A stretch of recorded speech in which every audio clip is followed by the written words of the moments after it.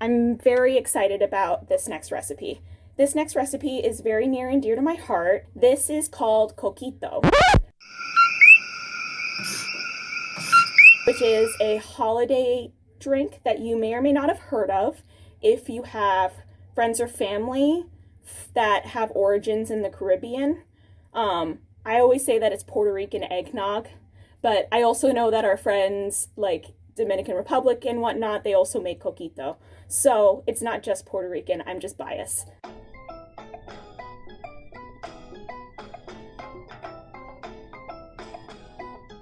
It's basically a coconut version of eggnog. And I like to do a vegan version because I'm lactose intolerant. And I have a lot of friends and family who are either vegan, lactose intolerant, or in my uncle's case, he's actually allergic to raw eggs. So I like to do an inclusive version in addition to the regular versions so that everyone can participate and enjoy a really nice cup of coquito for the holidays, because for me, it's not really Christmas without it. Yes, so coquito, you have to make cinnamon water.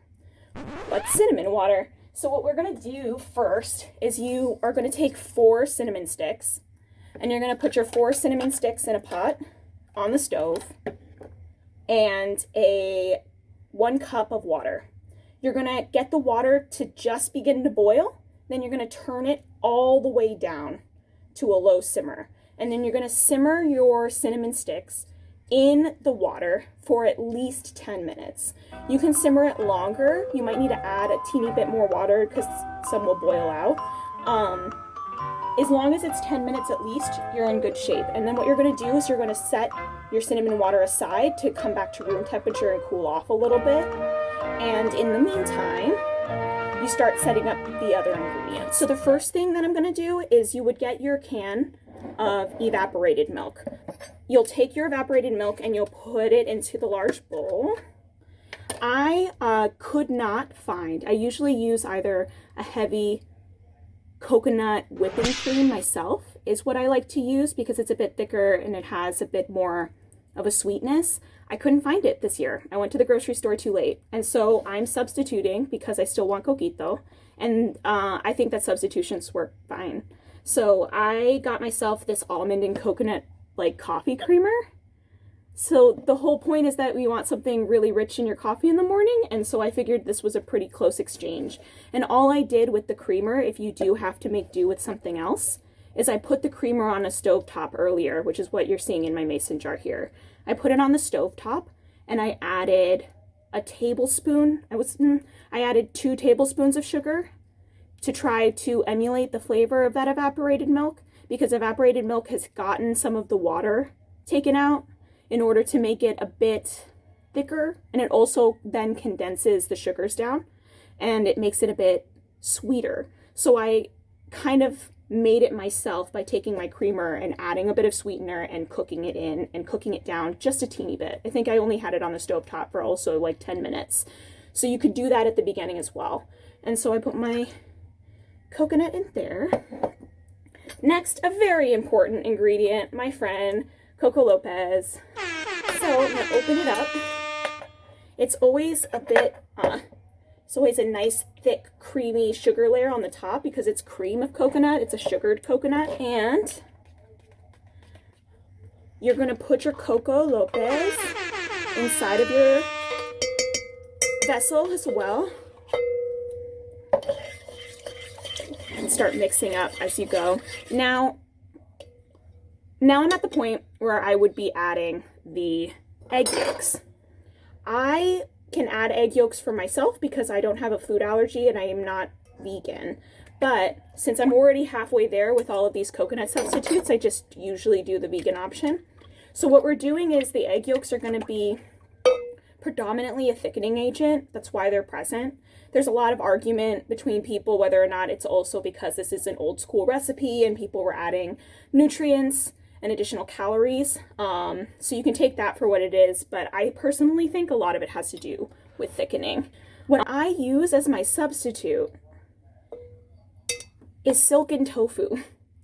So I get a regular square shape size of the tofu that you can get at most grocery stores. You want to get the silken version because you can whip it a lot better. It's easier to break it down. I whipped this by hand. If you can't get a silken, you can always use a regular, whatever softest tofu you can find, and blend it and get it nice and broken down. And so I've got my tofu here. So once you've whipped it, you get a consistency that's almost custardy. So this is the silken tofu. I use half of a container for this size. So I would take, typically the containers that you're gonna get in the store are between 12 and 14 ounces. And I would use half of that silken tofu. So that's half of what I have here in my glass that I've already whipped. And I'm going to mix my silken tofu in. I'm going to add my teaspoon of vanilla extract. We'll add that in there. So if you've let it steep for quite some time, this is what the cinnamon water is going to look like. This is the color you're going for. It should be a nice, rich amber. And I'm going to take that cup of cinnamon water that I made, and I'm going to add that in, and I'm going to keep mixing. And then the final step is the juice of a lemon. The one thing that I will say is I've left the lemon to the very, very end, and I think that that's pretty important, because if you are using the milk products in this recipe and you add it too early and there's only lemon and milk together, you're going to curdle the milk. If you did the coconut on the stovetop and also the coconut, the cinnamon water, if you put that in and it's too hot, you can also change the chemistry of the drink. So you just want to be careful that those things have cooled down a decent amount. They can still be warm, but you don't want them to be hot when they go in. So there's that. I've got my squeezed lemon. I'm going to toss that in, and I'm going to mix right away. Now you should have a really creamy, it should have turned slightly towards like eggshell. So it shouldn't be white if you got enough of the cinnamon incorporated into the water. At this point, a lot of folks like to add different things, like for color, I think that it's pretty important to add a little bit, like a dash here of our cinnamon. You're going to get a beautiful color with those cinnamon bits mixed in throughout. And then I also know a lot of people, and I sometimes myself will add shredded coconut for texture, but it's totally not like a must-have. These are optional. You've already got the flavor incorporated. And so, of course, since we're finishing our Caribbean eggnog, if you want to make it the grown-up version, you can add rum. And you want to add a white rum, not a spiced rum, because we've already spiced this quite a bit. We always have to have a bottle. A lot of people will use the Bacardi bottle that they've bought for the Coquito, but I keep wine bottles during the holiday season so that I can actually pour my Coquito into the vessel straight here. So I've got my funnel. Let's see how successful I can be.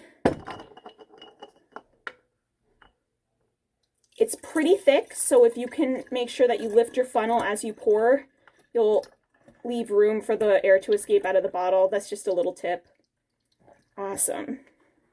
So if you do the full proportions for the recipe, I did half of it for now because I have to do the class one more time. But if you do the full proportions, I want to see if I can get it, but the bottle's filled right about to where the label line is.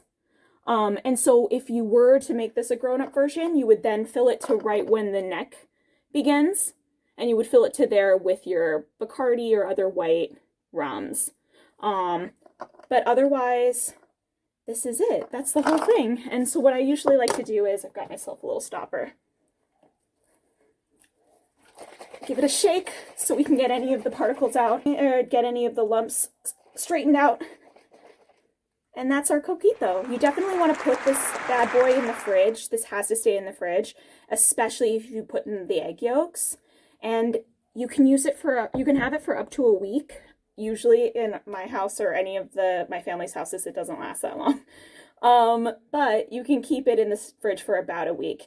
And yeah, just make sure you refrigerate it for at least a couple hours before you start serving. You want it to be cold. And that's Coquito. That's my favorite recipe for Christmas time.